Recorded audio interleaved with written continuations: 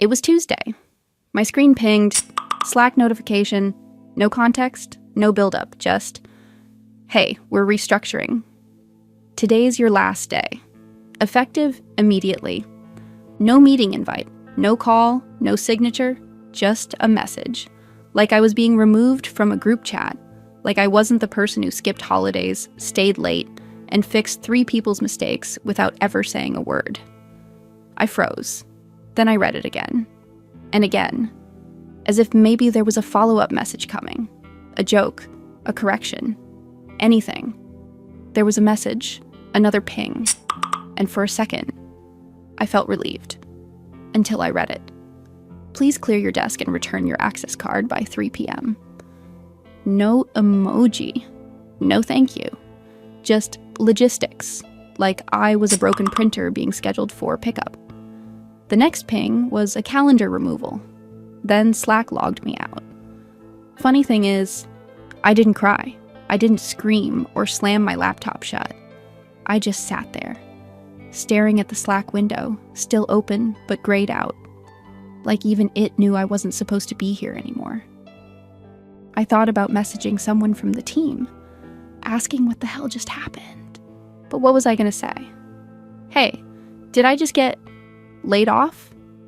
Because when someone fires you face to face, at least you get to walk away. When it's Slack, you don't even get to stand up. I sat there for a long time. The room stayed quiet. So did I. You're probably wondering how I got here and how I'm doing now. Don't worry, I'll get there. But before I do, tell me your worst corporate story in the comments. Because if you've ever been blindsided like this, you're not alone. And if your story is still untold, subscribe. Let's make sure they're never forgotten. Let me start by introducing myself. Hi, I'm Elena. I was 28 when I joined. Still bright-eyed. Still reading 10 Habits of Top Performers on my lunch break. I wasn't chasing a paycheck. I was chasing purpose.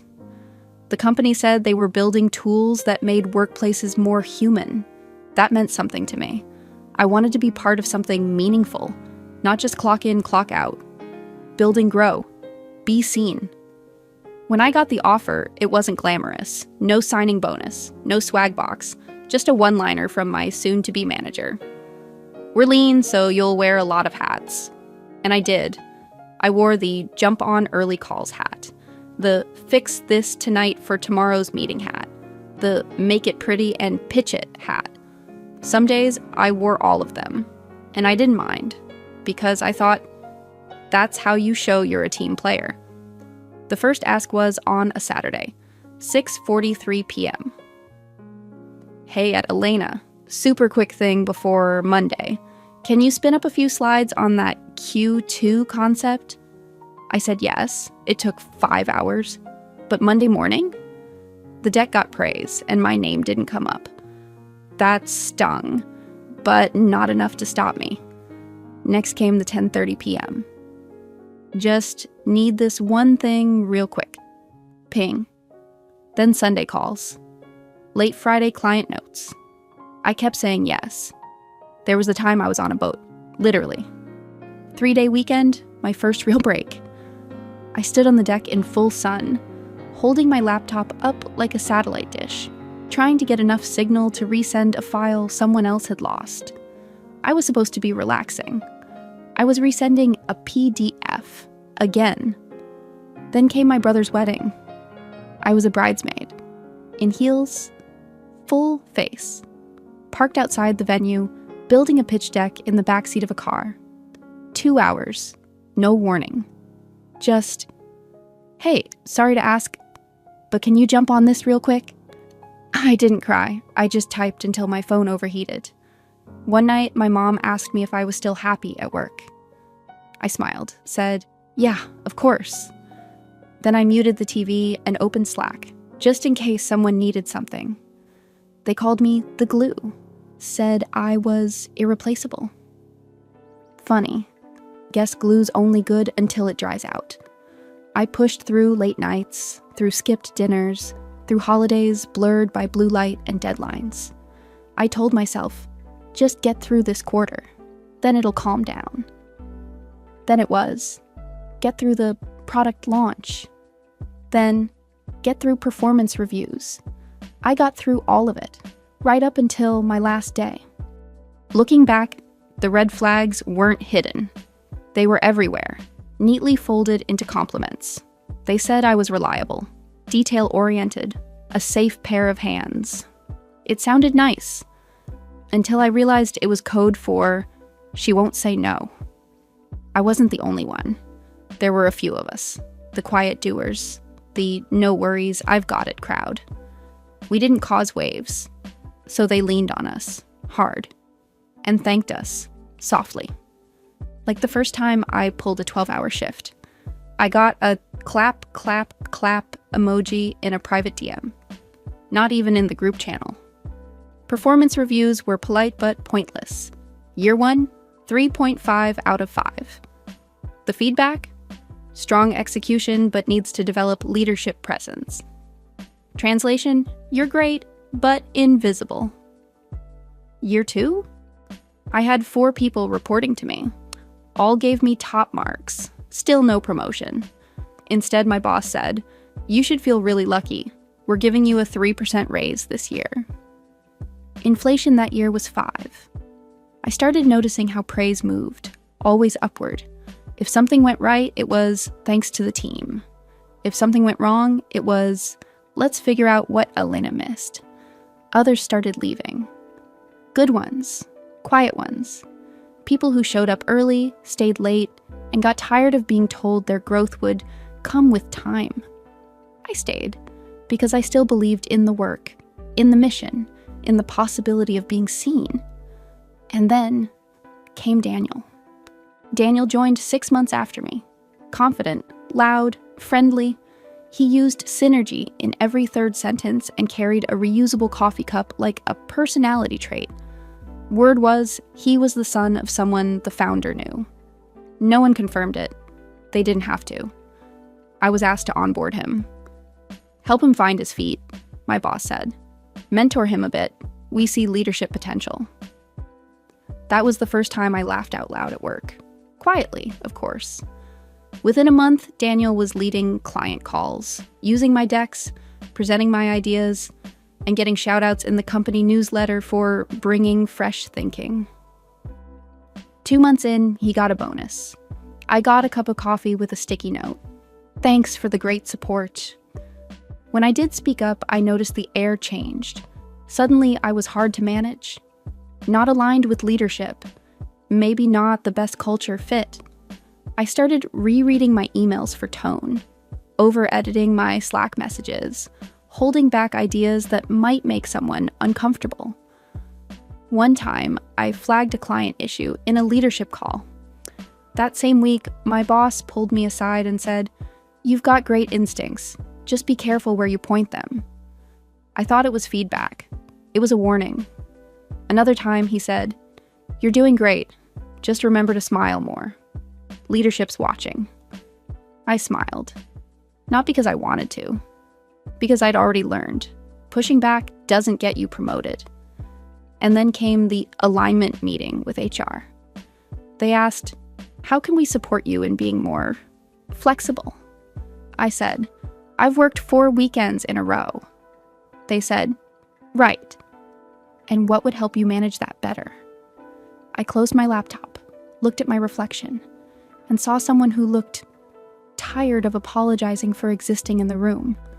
I used to think staying quiet meant being professional. Now I know. Silence is how companies erase you, one yes at a time. The red flags weren't subtle, they were loud. I just kept folding them into little origami excuses. Let's circle back to the day I got fired over Slack. It was Tuesday, midday, lunch hour. The kind of Tuesday where half the team was out grabbing overpriced salads. I had 3 tabs open, a half-written slide deck, and a back-to-back at 1 p.m. Then, 12:42 p.m. Ping. "Hey, we're restructuring. Today's your last day. Effective immediately." I remember the timestamp exactly. Because for a second, I thought it was a mistake. I stared at the message. No subject line, no punctuation, no apology, and then ping. Please clear your desk and return your access card by 3 p.m. That was it. Just instructions. No voice, no eye contact. Just logistics. Then I watched my calendar start to empty itself. Ping, ping, ping. I tried opening a file. Access denied. Email, logged out. Slack, still open, but no replies.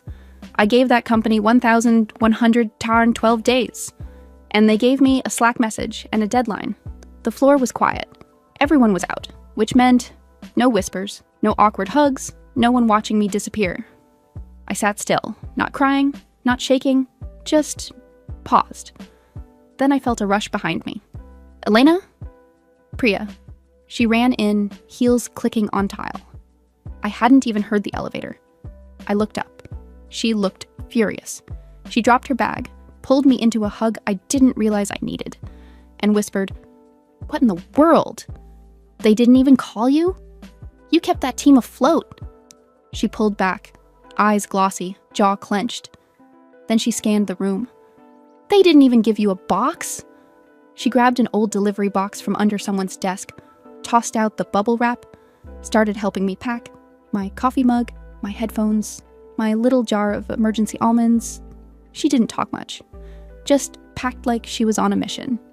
And when we were done, she held the flaps shut and looked at me like, "This is not how your story ends." Then she said, "If you're thinking of doing something, I'm in. Screw them. You're the reason half this office ran on time." We stopped by HR. The receptionist looked uncomfortable. I left my ID card on the counter. Didn't say a word. The air outside felt different. Too free. Too sudden. But for the first time in years, it felt like I was walking toward something, not running on fumes. And just like that, the door closed, and the story began. The first 3 days, I didn't move much. I wasn't depressed. At least, I didn't think I was. I was just hollow. I'd wake up, check Slack out of habit, then remember there was no Slack to check, no fires to put out, no requests marked urgent at 11:47 p.m. No Daniel updates. I deleted my Google Calendar. It felt like tearing down a building that had already burned down. People reached out. Some were kind, some were awkward. "So sorry to hear. Let's catch up soon." Crazy times, huh?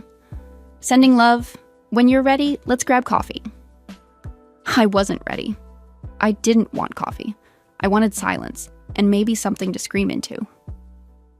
I started rewriting my resume on day 4.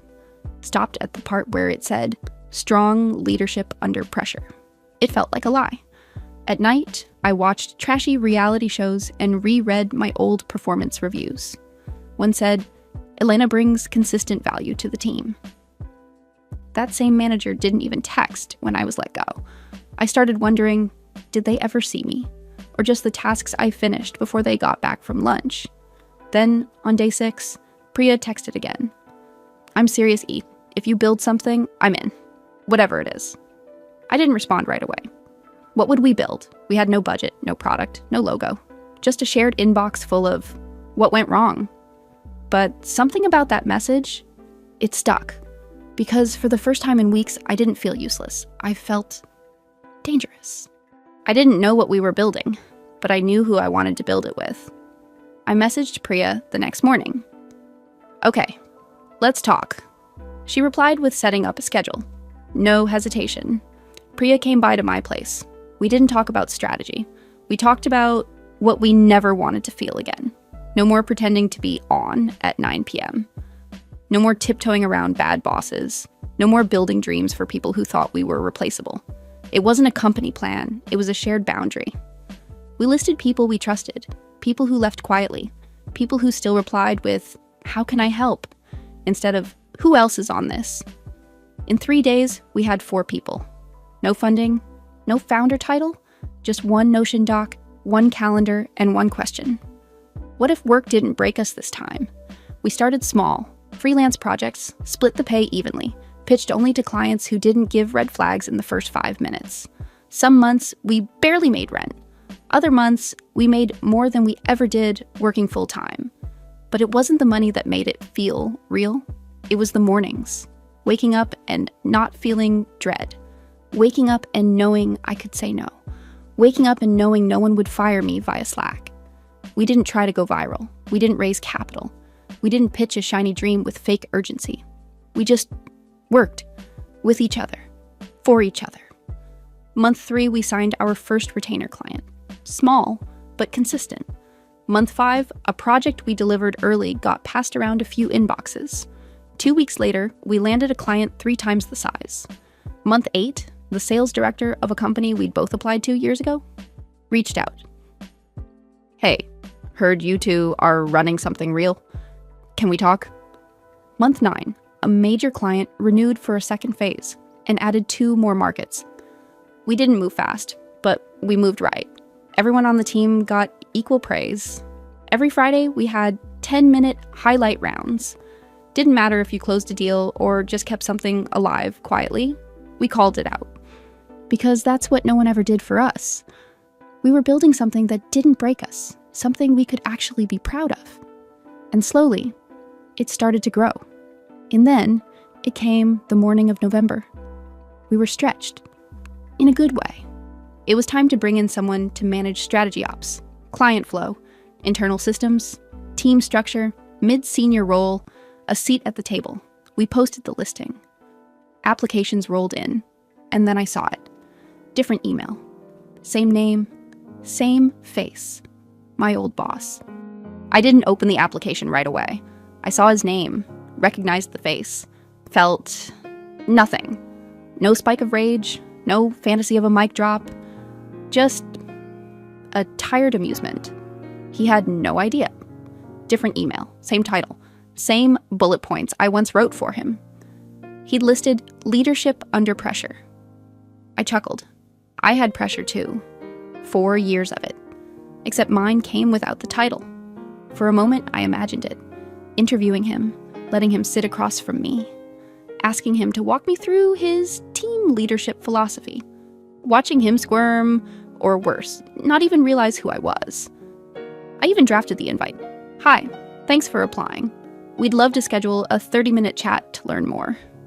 Does Friday at 10 a.m. work? I sat there, staring at the blinking cursor, feeling everything. Then I closed the draft, opened a new one. Hi, thank you for your interest. At this time, we've decided to move forward with other candidates who are a stronger fit for the role. We wish you the best in your continued search.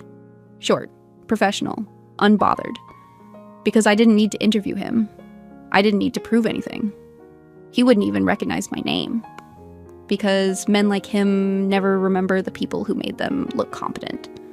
So I archived the application, made a cup of coffee, and got back to work. It's been almost a year now. We're not unicorns. We don't have a neon sign in Times Square, but every day I log in, I see people who choose to be here. We work like adults. We rest without guilt. We say no. We laugh. We leave on time. And when someone makes a mistake, we fix it together.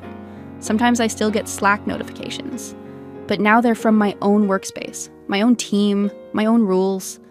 And every time I hear that ping, I remember the one that started it all. And I smile. Because I wasn't fired. I was freed.